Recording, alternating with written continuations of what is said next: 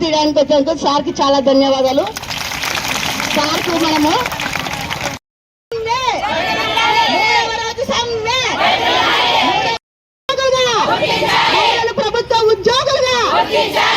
ప్రభుత్వ ఉద్యోగులుగా కార్మిక అంగన్వాడీల పట్ల సీఎం మొండి వైఖరి. ఈ రాష్ట్ర ప్రభుత్వం అనేక వర్గాలని మోసం చేసినటువంటి తరుణంలో మోసపోయినటువంటి వర్గం మా అంగన్వాడీ అక్క చెల్లెమ్మలు. ఈరోజు ఎవరైతే ఇక్కడ ఉన్నారో మా ఎమ్మిగనూరు నియోజకవర్గంలో ఈరోజు ఇక్కడ మేము తెలుగుదేశం పార్టీ తరఫున వారికి సంఘీభావం తెలపడానికి రావడం జరిగింది. ముఖ్యంగా జగన్మోహన్ రెడ్డి గారు ఆ రోజు పాదయాత్రలో ఏ మాటలైతే చెప్పారు, ఏ హామీలు అయితే ఇచ్చారో ఆ హామీలను నెరవేర్చాలని వాళ్ళు సహేతుకమైనటువంటి డిమాండ్లు చేస్తూ ఉంటే ఈరోజు ఎవరైతే ఈరోజు ముఖ్యమంత్రి వీరి సహాయంతో ఈరోజు గద్దెనెక్కినటువంటి జగన్మోహన్ రెడ్డి గారు ఈరోజు వీళ్ళనే విస్మరించేటువంటి పరిస్థితి. ఎక్కడికి పోయినా తన ప్రభుత్వాన్ని కానీ తమ నాయకుల్ని కానీ ఎమ్మెల్యేలని కానీ ప్రశ్నించకూడదు.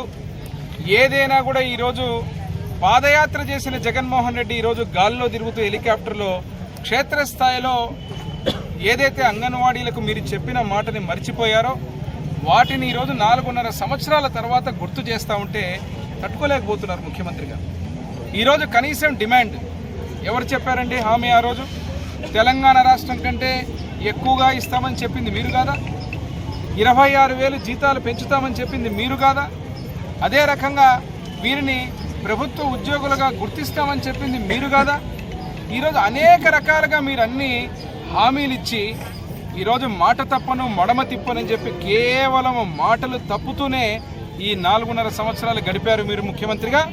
ఇప్పటికైనా ఈరోజు అంగన్వాడీల వారి యొక్క డిమాండ్స్ ఎంత బాధ అనిపిస్తుందంటే ప్రజాస్వామ్యబద్ధంగా ఈ రాష్ట్రంలో కానీ దేశంలో కానీ అంబేద్కర్ గారు రచించిన రాజ్యాంగంలో మనం నిరసన వ్యక్తం చేయడానికి కూడా ఈరోజు వాళ్ళని బందీలు చేసి సంకెళ్లతో బెదిరించి పోలీసులతో తప్పుడు కేసులు పెట్టి అంగన్వాడీ సెంటర్ల యొక్క తాళాలు బద్దలు కొట్టేటువంటి స్థితిలో ఉందంటే ఈ రాష్ట్ర ప్రభుత్వం ఇంతకంటే సిగ్గుచేయటం లేదు.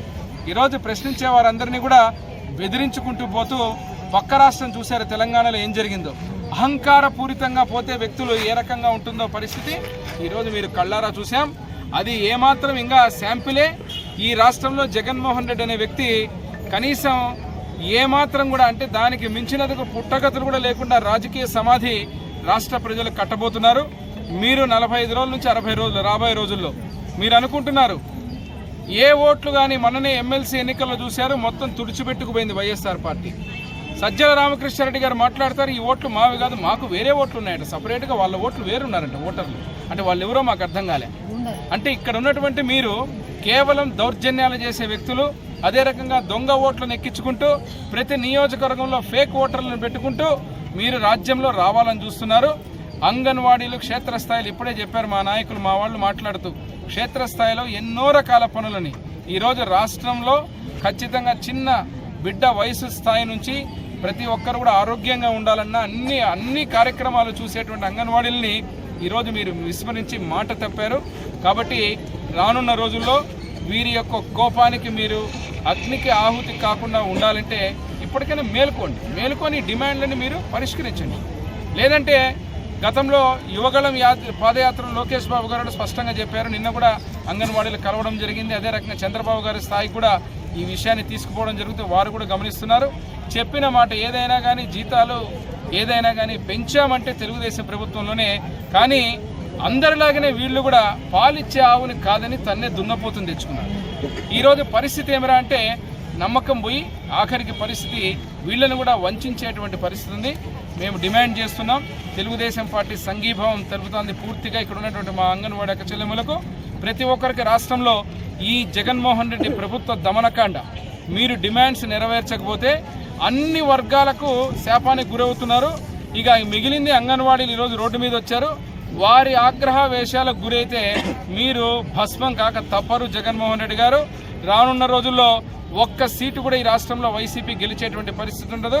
రాజకీయ సమాధి ఆడవాళ్ళు మా అక్క చెల్లెమ్మలు అనుకుంటే వారి అంతం ఎంతవరకు చూస్తారంటే ముగించేంతవరకు కూడా మీ అంతం చూడడం జరుగుతుంది.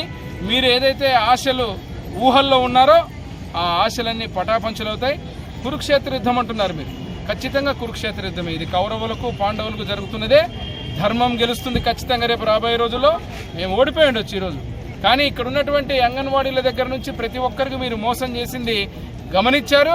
రాష్ట్ర ప్రజలు మేలుకున్నారు. రానున్న రోజుల్లో ఎన్నికల కోసం వేచి ఉన్నారు. ఇంకా ఎన్నికల కోసం వేచి ఉన్నారు. వీరి డిమాండ్లని పరిష్కరిస్తే అంతో ఇంతో కొద్దిగా ఒక 1% 2% మీ మీద కోపం తగ్గొచ్చు, కొద్దిగా ఏదన్నా ఉండొచ్చు. కానీ నాకు తెలిసినంత వరకు మీ పాపాలు పండిపోయినాయి. అంగన్వాడీ టీచర్లతో గోక్కున్నారు. సిపిఎస్ వారమే అన్నా, ఎంతన్నా వారంలో రద్దు చేస్తానన్నా అని చెప్పారు. ఇక్కడ అదేవిధంగా అంగన్వాడీ టీచర్లకు, అంగన్వాడీ ఏదైతే ఉన్నారో వీళ్ళు మా అక్క చెల్లెమ్మలకు అదే మాటలు చెప్పారు. ఈరోజు మాట తప్పినందుకు మీరు ఖచ్చితంగా రేపు రాబోయే రోజుల్లో రాజకీయ సమాధి చేసేంత వరకు వదిలిపెట్టరని చెప్పి ఈ సందర్భంగా తెలియజేస్తున్నాం.